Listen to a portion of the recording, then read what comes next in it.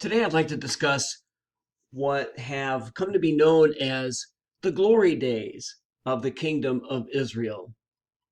And the glory days involve the two men whom you see pictured here, Kings David and Solomon.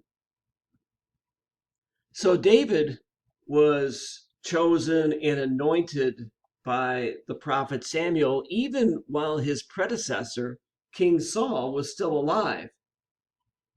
David, even though he was a young boy, proved his prowess by slaying the Philistine giant Goliath. And eventually, Saul died in battle, took his own life. And David, after a series of battles, assumed the crown officially and became the king of Israel.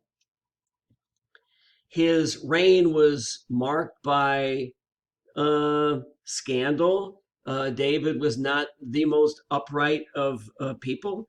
And then he was succeeded in his old age by Solomon. Solomon made the kingdom of Israel into the envy of the world.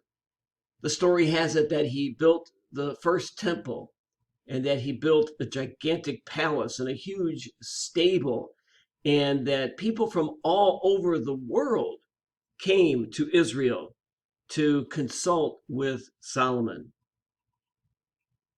Well, we now know that those glory days of a united kingdom of David and Solomon never happened. At the time when David and Solomon would have been around, and it seems likely that there were men named David and Solomon, Judah, far from being a magnificent kingdom, was just kind of a small backwater type of region. Jerusalem was small, and there were not many people even living in Judah at the time. So, what can we learn from that?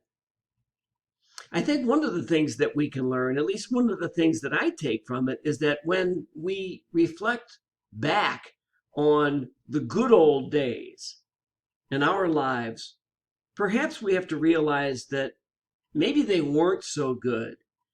Maybe they were good for us, but they may not have been good at all. In fact, they weren't good at all for many people.